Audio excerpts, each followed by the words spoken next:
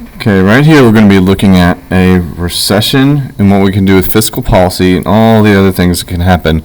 So this sheet's going to allow us to take a look at fiscal policy and all the pieces and parts that go with it. So our goal for aggregate demand during a recession is we want it to increase. That is going to be an expansionary fiscal policy. Our tools are either to increase government spending or reduce taxes. So when we do that, if we shift aggregate demand to right or increase it, that's going to make GDP and price level increase.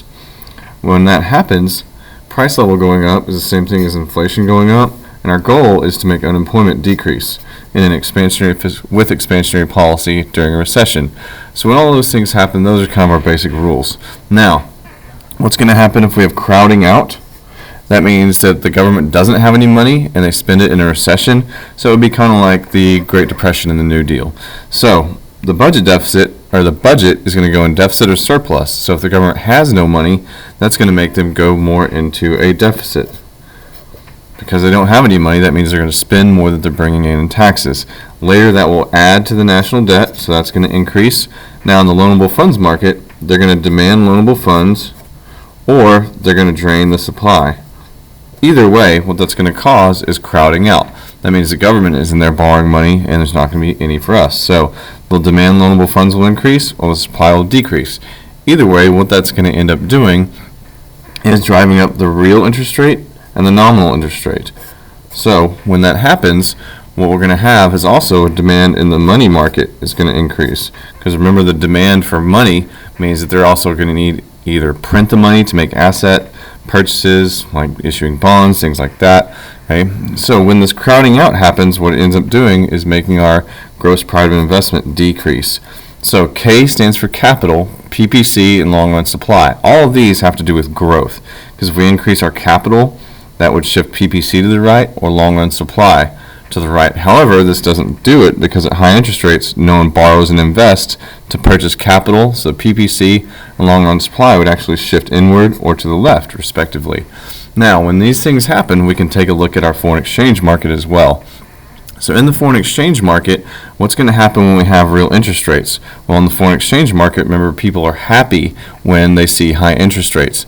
So they're actually going to demand the US dollar.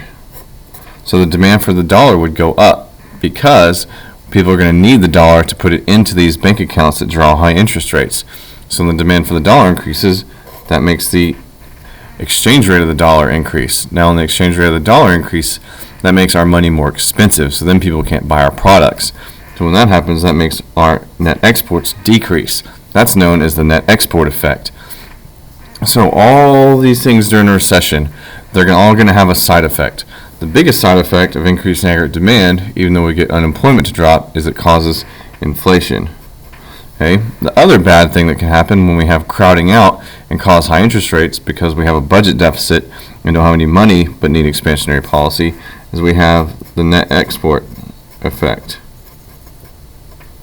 Sorry, it's not really good handwriting, but that says net export effect. Okay? And of course, what we also get is that crowding out. Now, those are all the things during a recession we would have with a fiscal policy that expands or increases aggregate demand. Remember, Keynes believes that we can increase aggregate demand during a recession, so Keynes is going to lead to this budget deficit. So doing all these things under Keynes creates a budget deficit. That's why that arrow goes right there.